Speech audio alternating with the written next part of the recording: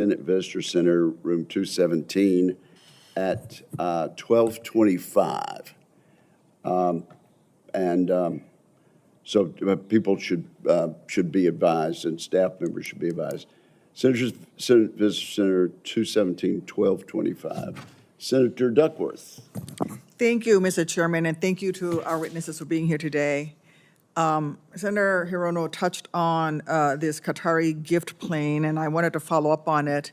Look, the bipartisan concern expressed in the lead up to and during today's hearing simply underscores how bizarre and disturbing it was to watch President Trump proudly defend his decision to create, at the very least, the pathetic appearance that our commander-in-chief can be bought by an ally of Iran and Hamas, all for the price of the Qatari royal family's luxury so-called palace in the sky.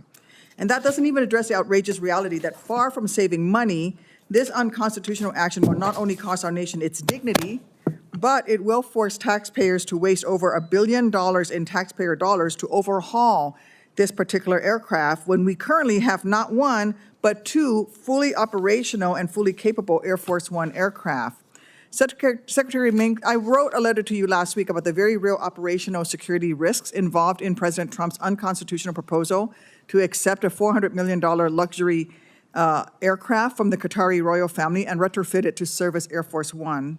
And I look forward to hearing from you and hearing your thorough response about what the Air Force has been directed to do to support this. But I have several questions for you here today. As you know, any platform used for presidential travel must be fully secure, survivable, and this is the important part, capable of supporting uninterrupted command and control under the most demanding conditions, including in the event of a nuclear crisis. This isn't just about ensuring presidential protection, though that is very important. This is about our national security and protecting all Americans from the dangers posed if the president's sensitive communications are intercepted or if he is out of contact, God forbid, with our nation's military during a crisis. Secretary Mink, General Alvin, do you concur that the upgrades required for a foreign-provided plane to meet the operational security standards of Air Force One would be significant? Senator, thanks for the question. So the Secretary of Defense has directed the Air Force to basically start planning to modify the aircraft. We are postured to do that. That's not my question. My question is, will you concur? We will look at all of those. We will look at all of those. Well, we will have to look at all of those issues you just addressed in those modifications, Senator.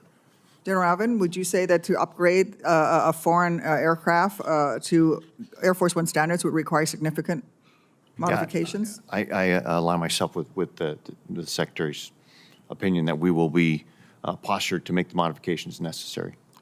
That's not my question. My question is, do you concur that it would take significant modifications to take a civilian 747 and upgrade it to Air Force One standards? So Senator, any civilian aircraft will take significant modifications to do so. And as I said, we're based on the Secretary's direction, we are postured and we're off looking at that right now, what it's going to take for that particular aircraft, right? All right. If President Trump insists on converting this plane to a hardened Air Force One before 2029, I worry about the pressures you may be under to cut corners on operational security. I've already seen concerning press reports that requirements have been loosened for construction of 2 other Boeing 747-8s intended to modernize the Air Force One fleet that taxpayers have already been paying for to accelerate this delivery. Can I have your commitment, Mr. Secretary, that you will strongly advise the President against cutting any corners or reducing any requirements on operational security standards for any aircraft to be used as Air Force One? So, Senator, I'm unaware of any requirements. Now, I've only been in the job 2 days, but I'm unaware of any requirement changes to the current program. And yes, we will, as we lay out the plan, we will make sure that we do what's necessary to ensure security of the aircraft, right? Do I have your commitment that you will advise the President not to reduce any requirements that will lower operational security for any aircraft to be used as Air Force One? Yeah, Senator, I will be quite clear and discuss that with the Secretary up to the President if necessary if we feel there's any threats that we are unable to address. If the President insists on this dangerous course of action, I urge you not to let this distraction and it is a distraction, divert resources that would otherwise support delivering the 2 aircraft already under contract and paid for by American taxpayers in a manner consistent with our critical security standards to protect Air Force One from compromise, disruption, or attack. Thank you. I yield back, Mr. Chairman. Thank you, Senator. Senator Schmidt. Thank you, Mr. Chairman. I would note, though, by the way, that Joe Biden designated